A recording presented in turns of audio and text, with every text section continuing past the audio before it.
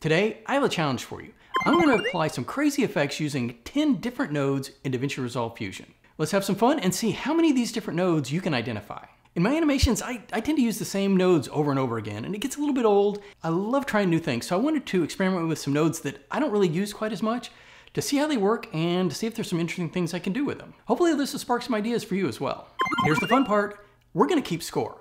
Points start at 100 and are going to go all the way up to 500 for the last round. Now I want you to be honest, keep track of your score and share it in the comments below. Stick around to the end of the video to learn how to earn an extra 500 bonus points. I'm going to include the names of all the top scorers in my next video. If you enjoy my videos, make sure that you like, subscribe, and comment below. I love hearing what you guys have to say, and honestly, it really helps the channel. Are you ready to play? Good luck, let's go. Round one, this node is worth 100 points. You think you know it? I've used this one a few times. It's really useful. I probably should use it a little bit more. There's a lot of things you can do with it. Erode dilate. Let me show you how this works. I set this up with a magic mask, but you can really use any kind of masking. So we have a mask here, and I'm taking that into a white background, so we're just creating a white outline. And then we're using the erode dilate to shrink and expand the white masked out area. And we're merging this in on top of the background. And then we're taking the magic mask output and putting it on there, and we're putting the white border behind it. So we can take this erode dilate and shrink and expand it, and we can make it a lot bigger. And then I'm just using the background node to change the color. And we add a little shadow on it. Kind of make it pop out a little bit more. Round two, this node is worth 100 points. Point values are going to go up as we go through the rounds. I don't think I've ever used this one. It's a really interesting effect. I think there's some other things you can do with it besides this look here. So I'm going to play around with it and see what else I can use it for. Okay, highlight node. We can just have some settings in here. It puts these little stars on things. You can adjust the threshold. Play with this curve here, adjust the star length, as well as the number of points. You see this little star right up in there, and adjust the angle. Kind of a nice little highlight star reflection effect. Round three, worth 100 points. I tried to put an easy one in here for you. Just take a look at it. You can probably figure it out. What do you see? All right, hope you got it. And here we have the grid. Just a simple grid. There's a lot of controls here to slide the grid around. You can zoom in and zoom out, as well as adjust some of the pan, tilt, and the XY shear. Kind of create some interesting looks. Round four, the point values have gone up to 200 points. A little clue on this node is there's another node that does almost exactly the same thing. This is a different version of it. You think you know what it is? You might have used this one before. All right, we have the transform node, but this is not the default transform node you find right here. This is actually the second one in the OpenEffects. So if you hit Control Space and search for transform, see we have the regular transform with the XF, and then we have the second transform. This is what I'm using here. It has some options in here that let you adjust the XY position as opposed to having a point. You can zoom in and zoom out. Rotate. It has all of the same options with the pitch and the yaw. It can be a little bit easier to use, but it also, and here you see I have the wraparound set. You could have it to be transparent, or you can set it to reflect, wrap around, play with some edge softness here, a lot of different effects. And one of the nice things you can do, let me reset this. So if you come into the control mode, you can pick canvas, and you can just kind of slide this thing around and adjust it real easily to create some different perspective effects. Node number five, worth 200 points. Take a look. You think you know what it is? There's another node that does this, but this one gives you a little bit more control. All right, the Vari-Blur node. This allows you to take a gradient and use that to blur different parts of the image at different amounts. So you'll see that where it's black, there is no blur. Where it's bright white, that's where you have the most intense blur.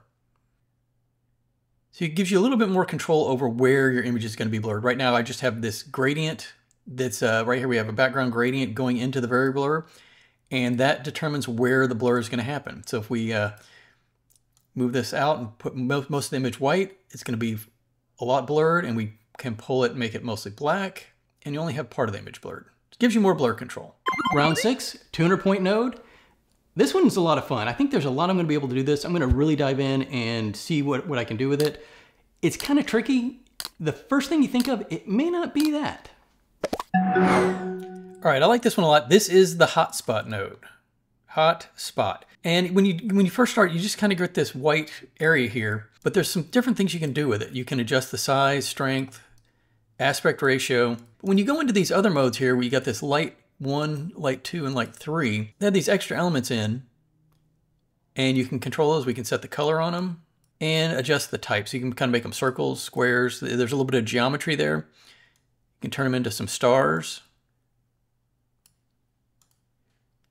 And as you move the main hotspot around, the other hotspots kind of react to it to create a really interesting look. Let's go ahead and turn these all on. Just play around with the different settings here. And I just kind of animated this one. Let's make it a little bit bigger. And it's, I kind of like this one. It's interesting. Round 7 point values are up to 250 points. This thing, I don't know what I could do with it. It does some weird stuff. It's kind of interesting. But I need to dive in a little bit more and play with it to see how, to see maybe what I could do. I don't know.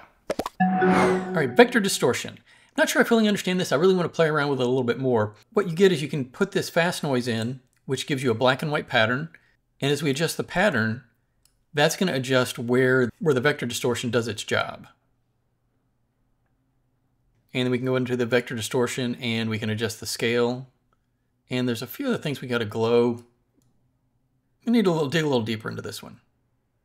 Round 8, 250 points. I like this one a lot. I actually made a video using this a long time ago when I first started my channel, and I think I need to come back around and use it again. Really interesting things you can do with it.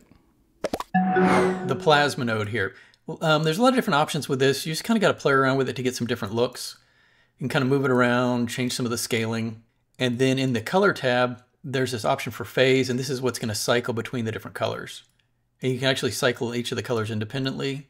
And all I did is I just animated the size and scale for some of these things to create some different effects. I'd used this in a plasma text effect a long time ago. I'm probably going to try to find something else to do with this. It's an interesting pattern. See if we can use this pattern and make something interesting with it. Round 9. This is the last 250 point node. I hope you guys are doing well, keeping up, and your score's really doing good. This one might be a little tricky because it's not in its default form that you think about it. I kind of used some other options because if you dive in, there's some advanced things that you can do with this one that you may not find right off the bat. All right, not sure if you guessed this one, but it's just the standard vignette.